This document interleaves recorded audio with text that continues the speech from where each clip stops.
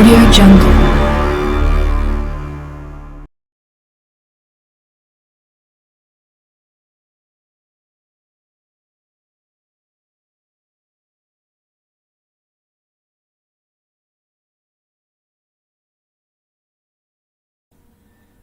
Assalamualaikum students, I hope you all are fine.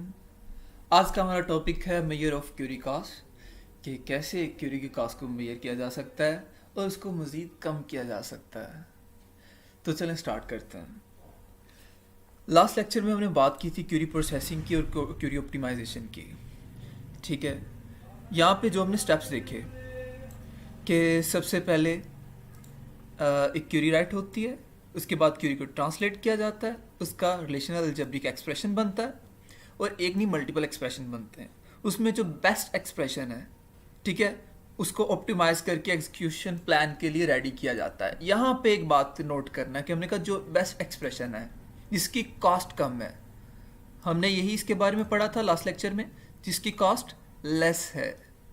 ठीक है, अब ये कैसे पता चलता है कि इसकी कॉस्ट क्या है, क्यूरी की कॉस्ट क्या है? ठीक है, वो उसको मैंने लास्ट टाइम डिफाइन किया। क्या वो वैल्यू में आ सकती है? आज हमने उसके बारे में जानना है। ठीक है, कि किसी भी क्यूरी की कॉस्ट को कैसे फाइंड किया जाता है थ्रू एनी फार्मूला। ठीक है, और सेकंड चीज़, क्या क्यूरी की कॉस्ट है उसको मज़ीद कम किया जा सकता है? मीन्स कि यहाँ पे जो अलजेब्रिक एक्सप्रेशन बने उनमें से जो बेस्ट एक्सप्रेशन हमने सेलेक्ट किया जिसकी कॉस्ट कम थी, उसको क्या मज़ीद कम किया जा सकता है? हमने उसके बारे में भी देखना है। एक क्यूरी की कॉस्ट कैसे फाइंड होती है और एक क्यूरी की कॉस्ट को मज़ीद कम किया जा सकता है और किस तरह किया जा सकता है, इसको हमने देखना है। बाकी एवेल्यूएशन प्लान हम लास्ट लेक्चर में पढ़ चुके थे, तो इस पर मैं मज़ीद बात नहीं करूँगा। आज का हमारा फोकस है क्यूरी की कॉस्ट के ऊपर कि कैसे फाइंड होती है और उसको मज़ीद हम कम कैसे कर सकते हैं। ठीक है,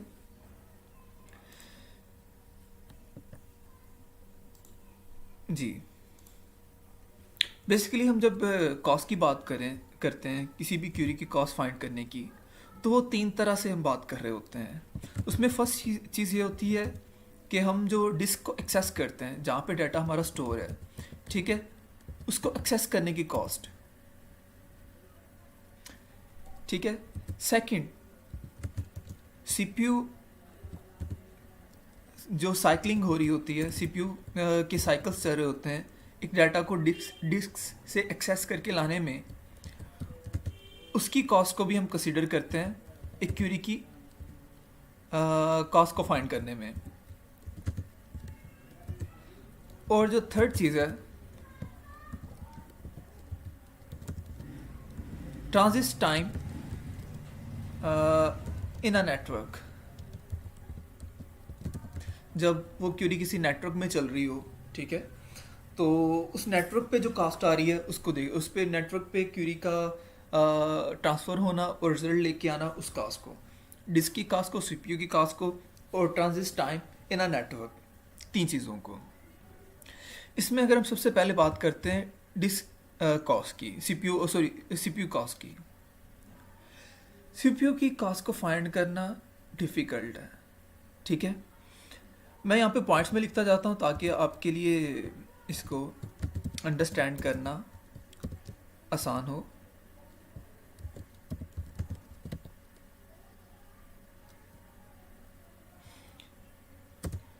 सीपीयू कॉस्ट की जब हम बात करते हैं तो सीपीयू कॉस्ट क्या है?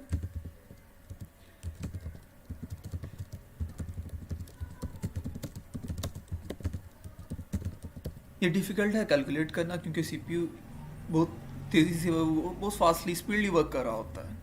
और हम कंपैरिजन करें सीपीयू का और डिस्क का, तो जो डिस्क की, हार्ड डिस्क की प्रोसेसिंग स्पीड है वो सीपीयू की प्रोसेसिंग स्पीड से कम होती है। सीपीयू की प्रोसेसिंग स्पीड हमेशा ज़्यादा होती है।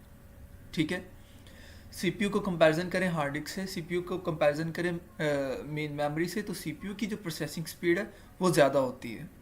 ठीक है,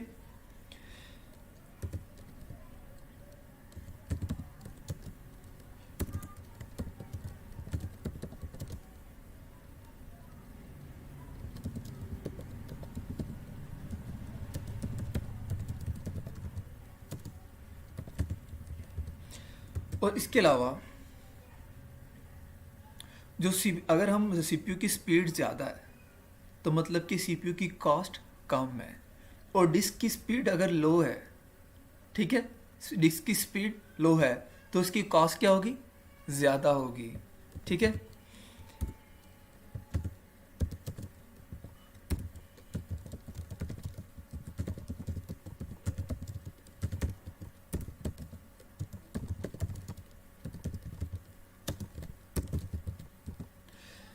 एक्चुअली अभी तक मैंने आपको प्रैक्टिकल ही करवाता आ रहा हूँ। अभी मैं थोड़ा थ्योरेटिकल आपको कॉन्सेप्ट इसलिए दे रहा हूँ कि नेक्स्ट जो हमने प्रैक्टिकल काम करना है उसके लिए आपकी एक बेस होनी ज़रूरी हो। आपको पता हो कि ये हम काम क्यों कर रहे हैं, इसका बेनिफिट क्या है, हम क्यूरी को कैसे ऑप्टिमाइज़ कर रहे हैं, कैसे हम अपनी डेटाबेस की स्पीड को इन्हांस कर रहे हैं। तो हमें बैक पे पता होगा कि क्यूरी की कॉस्ट होती है, उसको मिनिमाइज़ करना है, वो कैलकुलेट कैसे होती है। तो ये थ्योरेटिकल जो उसका कॉन्सेप्ट है वो हमें पढ़ना पड़ेगा, वो सीखना पड़ेगा, ताकि जब हम प्रैक्टिकल की तरफ मूव करें तो उसको हम ज़्यादा बेहतर तरीके से परफॉर्म कर सकें, हमारे पास एक रीज़न हो कि क्यों हम इसके ऊपर वर्क कर रहे हैं। ठीक है। तो ये कंसेप्ट को इग्नोर नहीं करना कि यार ये तो थ्योरी चल रही, प्रैक्टिकल तो नहीं हो रहा, जहाँ प्रैक्टिकल आएगा वहाँ पे गौर से, अरे ये उसके लिए हो रहा है, इसको हमने प्रैक्टिकल से ही रिलेट करना है, और अब तक भी हम ऐसे ही करते आए हैं। ठीक है। तो इन जितने पॉइंट्स को आपने इजीली लेना, ज़बरदस्त तरीके से इसको समझने की कोशिश करनी है।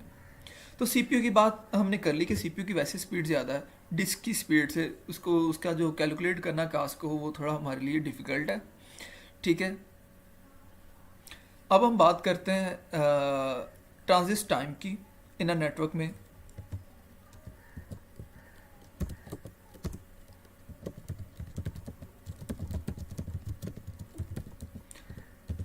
देखिए, मैं आपको ये जो सब्जेक्ट पढ़ा रहा हूँ डेटाबेस सिस्टम, ठीक है, इसमें हम वैसे भी नेटवर्क की बात नहीं कर रहे। तो हम डिस्ट्रीब्यूटेड नेटवर्क को अभी इस वक्त कंसिडर करना हमारा पर्पज़ नहीं है, और ना ही हम उसे अभी फिलहाल कंसिडर करेंगे। लेकिन आपको इतना पता होना चाहिए कि नेटवर्क जब इन्वॉल्व हो जाता है तो उसकी कॉस्ट भी साथ में क्यूरी की कॉस्ट में इंक्लूड हो जाती है।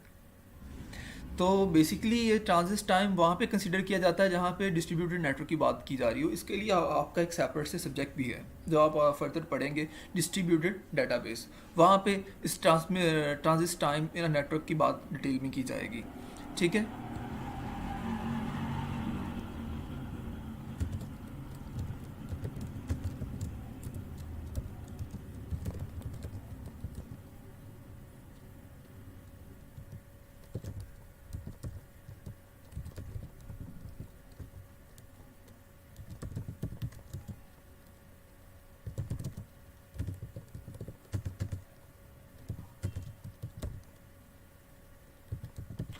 ओके।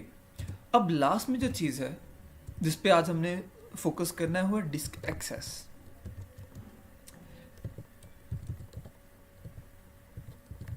ठीक है। जब हम डिस्क एक्सेस की बात करते हैं, ठीक है, तो आपने इंट्रोडक्शन टू कंप्यूटर में पढ़ा, आपने आईटी इंफ्रास्ट्रक्चर में भी इसका थोड़ा सा पढ़ा कि हमारी जो हार्ड डिस्क है उसके डिफरेंट टाइम होते हैं। सीक टाइम के बारे में आपने तब पढ़ा था। ठीक है। सीक टाइम क्या था कि हार्ड डिस्क को जैसे एक्सेस किया जाता है, ठीक है, और जैसे हम अपना काम एक्सेस करने में जो टाइम लग रहा होता है ना एक हार्ड डिस्क के उस पॉइंट को जहाँ पे हमने डाटा रीड या राइट करना है, उस टाइम को हम कह रहे होते हैं ये सीक टाइम है जी, ये इसका सीक टाइम है। ठीक है। तो उसमें हम ये कंसिडर करते हैं कि कितने नंबर ऑफ सीक लग रहे हैं, कितनी दफ़ा हमें सीक करना पड़ रहा है, कितनी दफ़ा एक्सेस करना पड़ रहा है एक डाटा को लेने के लिए। कहाँ से? हार्ड डिस्क से, अपनी डिस्क से जहाँ पे हमारा डाटा स्टोर है। ठीक है। ये सीक टाइम भी डिफरेंट होता है। यहाँ पे बहुत मेन पॉइंट है, इस पर आप लोगों ने फोकस करना है कि ये भी आगे सीक टाइम डिफरेंट होता है। किस लिहाज से कि जिस डाटा को एक्सेस किया जा रहा है वो डिस्क पे रैंडमली पड़ा है या सिक्वेंशियल पड़ा है। ठीक है। तो ये डिफरेंट है, सीक टाइम डिफरेंट होता है on the basis of random I operation, input output operation,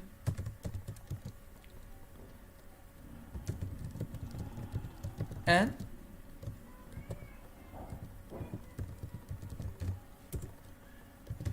sequential,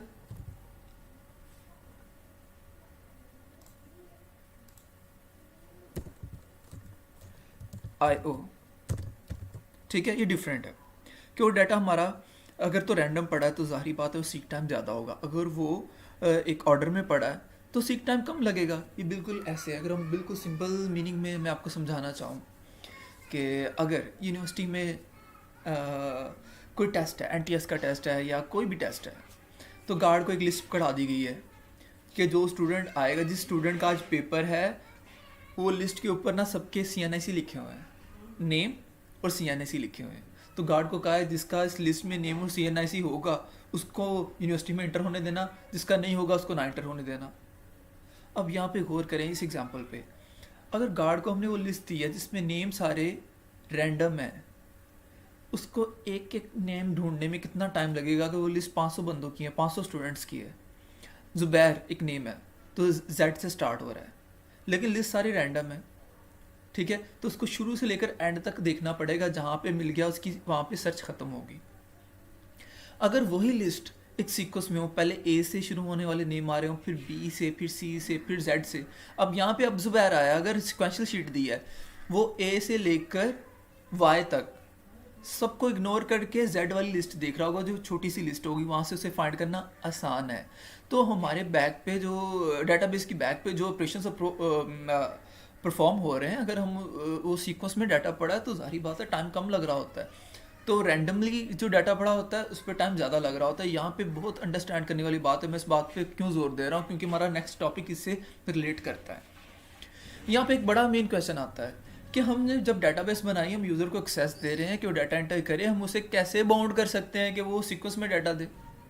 जैसे कि मेरे पास आपकी पूरी क्लास है, रोल नंबर 1 से लेकर 50 तक, 1 2 3 4, तो मैं किसी को बाउंड नहीं कर सकता कि 1 वाला सबसे हाईएस्ट मार्क्स ले, ठीक है, 2 वाला उससे कम, 3 वाला उससे कम, और एक सीक्वेंस में आप मार्क्स लीजिएगा।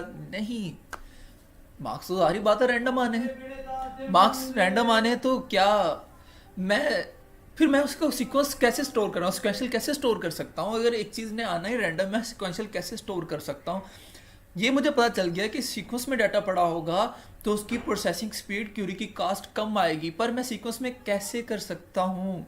एक डाटा मेरे पास रैंडमली आया, लेकिन जब क्यूरी चले तो डाटा ऑटोमेटिकली सीक्वेंस में आ जाए, कैसे पॉसिबल है? इसको मैंने आपको करके दिखाना है, इसको हमने समझना है। हमारे इस टॉपिक का नाम है डाटाबेस इंडेक्सिंग, ठीक है, जिसमें हम cluster indexing, non cluster indexing के बारे में पढ़ेंगे। लेकिन यहाँ पे जो बात करने का मकसद ये है कि मेरे कॉन्सेप्ट को बताना कि भाई हम वो काम जो डाटाबेस इंडेक्सिंग करने वाले हैं, क्यों करने वाले, क्योंकि कॉस्ट, क्यूरी की कॉस्ट यहाँ पे कम होती है अगर डाटा सीक्वेंस में पड़ा है। वहाँ पे मैंने एक इशू भी आपके सामने रेज किया कि भाई डाटा आता ही रैंडम में, रैंडमली हमारे पास आ रहा है, हम सीक्वेंस में कैसे दें, क्यूरी चलते हुए कैसे सीक्वेंस में दें, वो मैं आपको करके दिखाऊंगा, ठीक है। डिस्क एक्सेस करते वक्त नंबर ऑफ सीक टाइम देखा जा रहा होता है कि एक डिस्क को एक्सेस करने में कितना टाइम लग रहा है। नंबर ऑफ ब्लॉक्स देखे जा रहे होते हैं कि कितने ब्लॉक्स को रीड किया जा रहा है और कितने नंबर ऑफ ब्लॉक्स को राइट किया जा रहा है। तो आपको पता है हम दो ही ऑपरेशन अप्लाई कर रहे होते हैं, या रीड कर रहे होते हैं या राइट कर रहे होते हैं, ठीक है। राइट से मुराद इंसर्ट, अपडेट, डिलीट, ये सारी चीज़ें आ रही हैं, और रीड से मुराद जब भी हम सेलेक्ट का ऑपरेशन अप्लाई करते हैं। और डिस्क एक्सेस में रीड और राइट को आपस में कंपैरिजन करें तो जो कॉस्ट है राइट करने की, जो कॉस्ट है राइट करने की, W फॉर राइट, वो ग्रेटर होगी कॉस्ट ऑफ रीड करने की। ये आप अच्छी तरह से अंडरस्टैंड कर चुके होंगे, आप भी जानते हैं जब आप खुद भी नॉर्मली कोई चीज़ को लिखते हैं तो आपको टाइम ज़्यादा लगता है, लेकिन किसी चीज़ को रीड करते हैं तो टाइम कम लगता है। इसी तरह जब आप हार्ड डिस्क पे, मेमोरी पे, डिस्क पे राइट हो रहा होता है कोई भी चीज़, डाटा इंसर्ट कर रहे होते हैं, उसमें सिंटैक्स चेक हो रहा होता है, उसमें या टेबल नेम, डाटा टाइप्स, उसकी साइज़, उसका साइज़ कि आप उसको कहीं साइज़ को एक्सीड तो नहीं कर रहे, तो बहुत सारी चीज़ें चेक हो रही होती है। उसके बाद डाटा राइट हो रहा होता है, उसका टाइम ज़्यादा लगता है, उसकी कॉस्ट ज़्यादा आती है, रीड करने की कॉस्ट कम आती है, ठीक है। हम जो अब टॉपिक पढ़ रहे हैं ये काफ़ी एडवांस टॉपिक है, ठीक है। इंटरव्यूज़ में पूछे जाने वाले टॉपिक्स हैं, तो इनको आपने ज़बरदस्त तरीके से समझना है एक एक बात को, ठीक है। उसके बाद हम आते हैं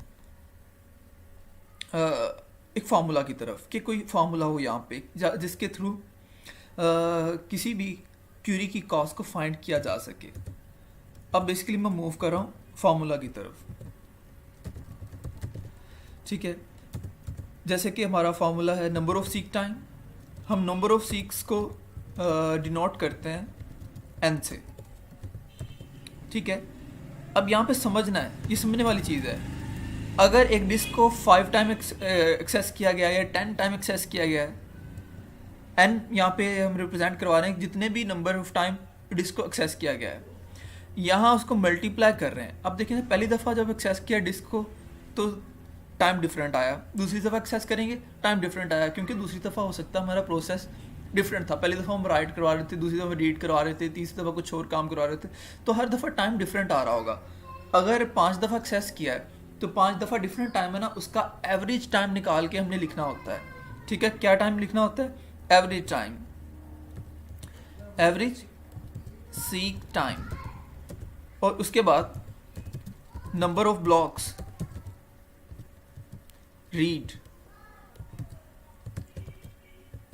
नंबर ऑफ ब्लॉक्स मल्टीप्लाई यहाँ पे कि कितने नंबर ऑफ ब्लॉक को रीड किया गया, उसका भी एवरेज टाइम। एक ब्लॉक को रीड करने में टाइम लगता है, ठीक है। दूसरे एक ब्लॉक को रीड करने में टाइम डिफरेंट होगा, दूसरे को रीड करने में टाइम डिफरेंट होगा, तो यहाँ पे हम उनका एवरेज ले रहे हैं। इसी तरह नंबर ऑफ ब्लॉक्स जो हमने राइट करने, उनकी कॉस्ट, ठीक है, उनकी कॉस्ट क्या होगी?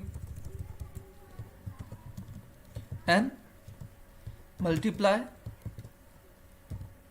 Average block right cost. Clear? अब हमें पता चल गया कि यहाँ पे सीक, नंबर ऑफ सीक को कैसे फाइंड करते हैं, नंबर ऑफ ब्लॉक रीड को, राइट को कैसे फाइंड करते हैं, ठीक है। एक और चीज़ यहाँ पे आप देखते चलें, कोई भी time to transfer one block, एक ब्लॉक को ट्रांसफ़र करना है, ठीक है, डेटाबेस से डिस्क में या डिस्क से डेटाबेस में उसको उसका डाटा लेके आना है, ठीक है। तो उसको हम रिप्रेजेंट करते हैं टी और टी से। ये इसके सबस्क्रिप्ट में आता है, मतलब टी ऊपर थोड़ा सा आएगा, टी बड़ा टी थोड़ा नीचे आएगा। ये यहाँ पे मुझे सबस्क्रिप्ट की ऑप्शन नहीं मिल रही, वरना मैं आपको, आप समझ चुके होंगे कि सबस्क्रिप्ट क्या होता है। जो मतलब कि इसके ये जो टी है इसको थोड़ा सा नीचे आना है, ठीक है। और इसको हम क्या कहते हैं? ये हमारा है time to transfer one block. एक ब्लॉक को ट्रांसफ़र करने के लिए जो टाइम आता है हमारे पास, उसको हम टी सबस्क्रिप्ट में फिर टी से रिप्रेजेंट करते हैं। और हमारे पास एक होता है टाइम टू सीक, जैसे हम कहते हैं time for one seek, for one seek करने के लिए, डिस्क को सीक करने के लिए, तो उसको हम रिप्रेजेंट करते हैं टी एस से। टाइम टू ट्रांसफ़र को टी से और टाइम टू सीक को टी एस से, ठीक है। अब लास्ट में ये आखिरी बात, इम्पोर्टेंट बात, अगर हमने कॉस्ट फाइंड करनी है, कॉस्ट फाइंड करनी है एक ऐसे ब्लॉक की जो ट्रांसफ़र हुआ है किसी भी पर्पस के लिए, रीड के लिए, राइट के लिए, प्लस जब वो उसने कोई ऑपरेशन अप्लाई होना था तो वो सीक करने में टाइम कितना लगा है। तो यहाँ पे ब्लॉक को मैं थोड़ा शॉर्ट कर देता हूँ, किसके साथ? बी के साथ, और सीक को शॉर्ट कर देता हूँ एस के साथ, कि जहाँ पे मुझे ब्लॉक को रिप्रेजेंट करना पड़े मैं बी लिख दूँ, जहाँ पे सीक को रिप्रेजेंट करना पड़े मैं एस लिख दूँ। अभी इसका हम फार्मूला लिखते हैं। क्या फार्मूला है? कि नंबर ऑफ ब्लॉक, ठीक है, मल्टीप्लाई नंबर ऑफ ब्लॉक। जब ट्रांसफ़र, एक ब्लॉक ट्रांसफ़र होता है तो उसको हमने किससे डिनोट किया था? टी से। और ये मैंने आपको बताया, ये बड़ा टी इसकी सबस्क्रिप्ट में आना है, ठीक है, थोड़ा सा नीचे आना है इसका। प्लस हम उसके बाद हम क्या देख रहे हैं? प्लस किसको करवाना है? सीक टाइम को, ठीक है। तो यहाँ पे क्या आ गया? सीक और इसको मल्टीप्लाई करवाएंगे कि टाइम जब वन टाइम सीक करते हैं तो कितना टाइम कंज्यूम होता है, उसको हम रिप्रेजेंट करवाया टी एस से। और ये जो एस है इसको हम रिप्रेजेंट करवा रहे हैं किससे, इसको हम सबस्क्रिप्ट में लिख रहे हैं, तो T S. Okay, T S, इसमें ये टी स्मॉल है जी, ये टी स्मॉल है और ये एस भी स्मॉल है, लेकिन ये सबस्क्रिप्ट में आएगा। तो ये बेसिकली फार्मूला है किसी भी क्यूरी को की कॉस्ट को फाइंड करना। अब मैंने आपको बताया कि क्यूरी की कॉस्ट क्या है, उसके पीछे डिफरेंट एक्सपेक्ट है कि वो रीड होने के लिए जा रही है, राइट होने के लिए जा रही है। रीड करने के लिए उसकी कॉस्ट डिफरेंट होगी, राइट करने के लिए डिफरेंट होगी, लेकिन आपको ये पता चला कि राइट करने की कॉस्ट ज़्यादा होती है। फिर आपको पता चला कि सीक करने की भी कॉस्ट होती है। फिर सीक करते वक्त भी दो पॉइंट आ जाते हैं कि वो डाटा जो है वो रैंडमली पड़ा है, सिक्वेंशियल पड़ा है। सिक्वेंशियल पड़ा है तो कॉस्ट कम होगी, रैंडमली पड़ा है कॉस्ट ज़्यादा होगी। ठीक है, तो इस फार्मूला के थ्रू किसी भी क्यूरी की कॉस्ट को फाइंड किया जा सकता है। अभी हमारा जो मेन कंसर्न है ना कि हमने सीक टाइम को कम करना है, मज़ीद कम करना है। वो कैसे पॉसिबल है, डाटा को एक ऑर्डर में लेके आने के लिए। उसके लिए हमारा एक टॉपिक है डाटाबेस इंडेक्सिंग। वो नेक्स्ट हम उस पर बात करेंगे, डिटेल में बात करेंगे, और बड़ा ही इंपॉर्टेंट टॉपिक है। ठीक है, तो आज का मेरा लेक्चर यहीं तक था। इसमें से कोई चीज़ समझ ना आए तो आप उससे रेलिवेंट मुझसे क्वेश्चन कर सकते हैं। अपना ख्याल रखिएगा, दुआ में याद रखिएगा। अल्लाह हाफिज़।